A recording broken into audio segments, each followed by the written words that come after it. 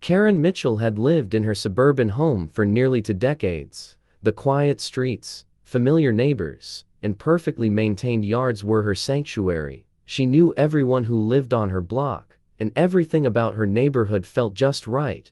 Karen thrived on her routine: morning coffee on her porch, afternoons spent gardening, and quiet evenings with her cat, Muffin. This was her world, predictable and orderly, and she liked it that way. However, things changed recently when the Johnsons moved in next door. They were a young black family, and it didn't take long for Karen to start watching them from behind her curtains. She'd see Marcus, the father, working on his garden, and Monique, the mother, always busy with her 2 kids, Jaden and Ava. They were friendly, always waving, but Karen never waved back. She didn't have to say anything. Her cold stare said it all. Karen's disapproval simmered quietly. She was convinced that things were going downhill in her beloved neighborhood. She grumbled to herself whenever she saw Ava and Jaden laughing and playing in their backyard. The sight of their carefree joy somehow made her uneasy, reminding her of how much her world was changing in ways she didn't like or understand. She missed the days when her street felt the way it always had: quiet, predictable, and full of people just like her. One Saturday afternoon, as Karen sat on her porch sipping her tea, she heard a commotion next door.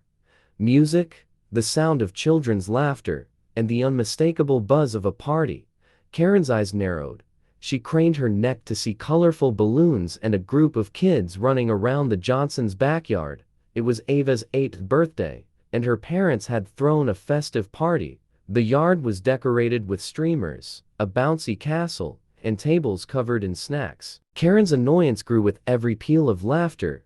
The cheerful noise felt like an invasion, disrupting the tranquility of her Saturday afternoon. She could hear the music, the playful screams of the kids, and even the occasional cheer from parents watching the games.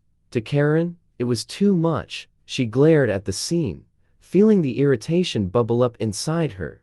It wasn't just the noise. It was the idea of these people changing the feel of her neighborhood. Karen's fingers tapped rhythmically on the arm of her chair as she tried to read her book, but the joyful noise kept pulling her attention away. It was unbearable. She glanced at her phone, her irritation pushing her to take action. She had had enough of the noise, the laughter, and the disruption. With a deep breath, she dialed 911, her voice sharp and full of frustration as she spoke to the operator.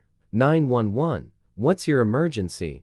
The operator asked calmly. There's a lot of noise coming from my neighbor's house, Karen said, her voice tinged with annoyance. They're having some kind of party, and it's way too loud. It's disruptive, and I need it to stop. She hung up, satisfied that she was taking control of the situation. She didn't think twice about what kind of impact her call would have. All she cared about was restoring her peace and quiet. Within minutes, a police cruiser pulled up, and 2 officers stepped out.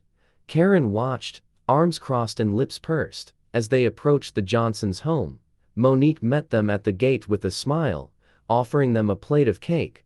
The officers exchanged looks and walked into the yard. They took in the scene: kids playing games, parents chatting quietly, and a piñata waiting to be hit. It was a typical, happy family gathering. Karen's frown deepened as she watched the officers chat with Monique and Marcus. She couldn't hear the conversation, but the relaxed demeanor of the officers told her enough. One of them, a tall woman with kind eyes, eventually made her way over to Karen's porch.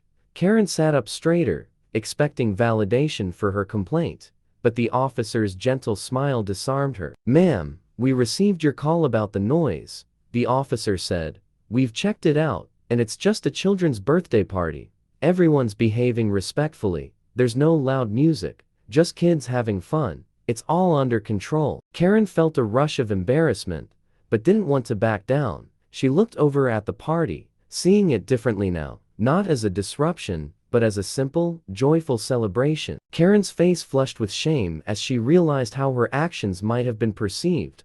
The officer's words were firm but kind, and Karen felt her anger start to dissolve. She watched as Ava swung at the piñata, surrounded by cheering friends. For the first time, Karen noticed the genuine joy in the children's faces, the kind of innocent, boundless happiness that knew no color or prejudice. It was just kids being kids. something she hadn't allowed herself to appreciate. "We're here to respond to emergencies, ma'am," the officer continued gently, "but this isn't one of them. It's just a happy family gathering." The officer's words hung in the air, and Karen found herself at a loss for words. She nodded stiffly, not trusting herself to speak. As the officers left, Karen remained on her porch, feeling the weight of her actions pressing down on her. The laughter from the party continued, but now, it sounded different to Karen.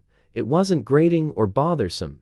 It was just the sound of joy, something she had pushed away without even realizing it. Karen sat in silence, staring at the fence separating her yard from the Johnsons'. She felt something she hadn't in a long time, a pang of guilt, a recognition of her own misplaced anger and prejudice. As the afternoon sun began to set, Karen stood up, smoothing her skirt nervously.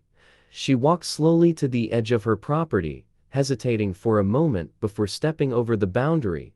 Monique spotted her and walked over, her warm smile never wavering. Karen swallowed hard, feeling suddenly small in front of the woman she had wronged with her callous complaint. "I'm sorry about the noise," Monique said kindly.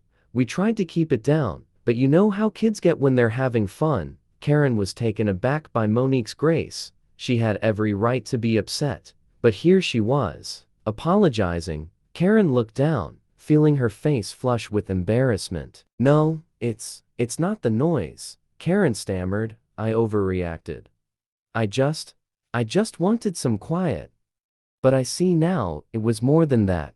"I'm sorry," Monique nodded, understanding that Karen's apology wasn't just about the noise, but about something deeper. She extended a plate of cake, an olive branch wrapped in a simple gesture. "We'd love to have you join us, even if just for a little while," Monique said. "It's just cake and a few more games." Karen hesitated, feeling the weight of her own pride holding her back, but she took the plate, her fingers trembling slightly.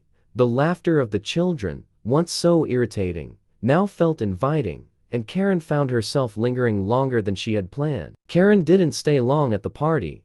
She exchanged a few words with Marcus, watched the kids play, and quietly slipped back to her porch.